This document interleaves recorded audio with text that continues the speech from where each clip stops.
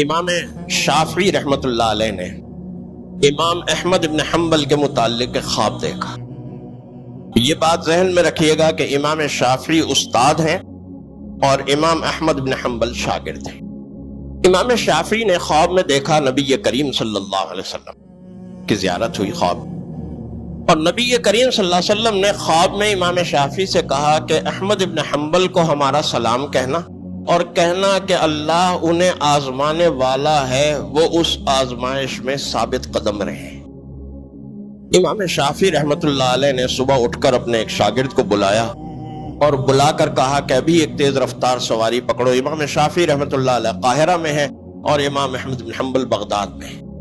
ابھی ایک تیز رفتار سواری پکڑو اور جاؤ اور احمد بن حنبل کو یہ سارا خواب سناؤ۔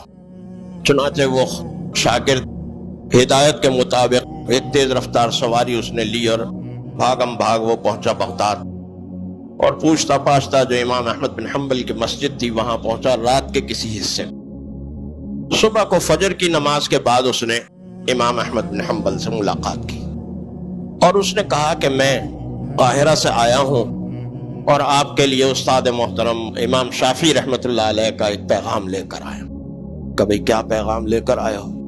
انہوں نے کہا کہ انہوں نے کہا ہے کہ میں نے خواب میں نبی کریم صلی اللہ علیہ وسلم کی زیارت کی۔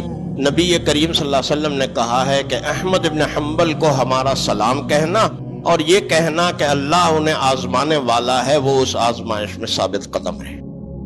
امام احمد بن حنبل اس بات کو سن کر زار و قطار رونے لگے اور کہنے لگے کہ کیا احمد ابن حنبل اس قابل ہو گیا ہے کہ اللہ اس کا امتحان لے گا؟ اور جو کرتا پہنا ہوا تھا وہ کرتا اتار کے اسی وقت اس کو انعام میں دے دیا اور کہا کہ میرے پاس اس وقت کچھ اور دینے کے لیے نہیں ہے، میرا یہ کرتا تم لے جاؤ، یہ تمہارا انعام ہے، تم بہت بڑی خبر لائے ہو میرے لیے۔ چنانچہ وہ شاگرد واپس آیا۔ جب وہ واپس آیا تو امام شافعی نے اس سے کیا پوچھا؟ امام شافعی نے اس سے پوچھا انعام میں کیا ملا تمہیں؟ انہوں نے کہا شیخ جو کرتا انہوں نے پہنا ہوا تھا، انہوں نے کہا کہ میرے پاس اور اس وقت کچھ نہیں ہے دینے کو، یہ کرتا تم میرا لے جاؤ۔ تو امام شافعی نے کہا، یہ بات یاد رکھیے گا، امام شافعی استاد ہیں اور احمد بن حنبل شاگرد ہیں۔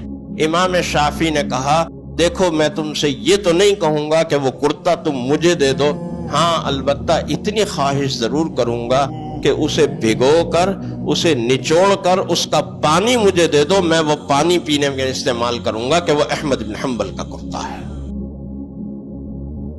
اللہ تعالیٰ جب امتحان لیتا ہے تو اللہ تعالیٰ بندے کے درجات کو، اس کے رتبے کو بلند کرنا چاہتا ہے، اسی لیے امتحان لیتا ہے، اور بندہ اگر اس امتحان میں کامیاب ہو جاتا ہے تو اللہ تعالیٰ اس کے رتبے اور اس کے درجات بہت بلند کرتا ہے۔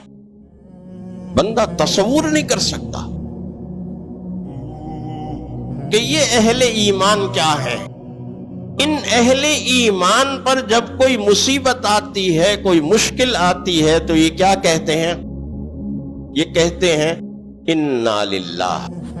انا للہ کا مطلب کیا ہے؟ بے شک ہم اللہ ہی کے تو ہیں، اللہ ہی نے ہمیں بنایا، اللہ ہی نے ہمیں پیدا کیا، ہم اللہ کے بندے ہیں، ہم اللہ کی مخلوق ہیں، ہمیں لوٹ کر بھی اللہ ہی کی طرف جانا ہے۔ وَإِنَّا إِلَيْهِ رَاجِعُونَ۔ تو جب ہم اللہ کے بندے ہیں، اللہ ہی کے ہیں، اللہ ہی کی طرف لوٹ کر جانا ہے، تو اگر اللہ نے کوئی مشکل میں گرفتار کر دیا تو اس میں شکوے کی کیا بات ہے، اس میں پریشان ہونے کی کیا بات ہے؟ یہ تو اللہ کا حکم ہے، اللہ کا فیصلہ ہے۔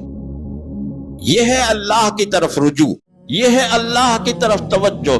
تو اس توجہ کے لیے جو نتیجہ اور جو ثمرہ اللہ تعالیٰ بیان فرما رہے ہیں وہ کیا ہے؟ وَبَشِّرِ الصَّابِرِينَ۔ ایسے صبر کرنے والوں کے لیے خوشخبری ہے۔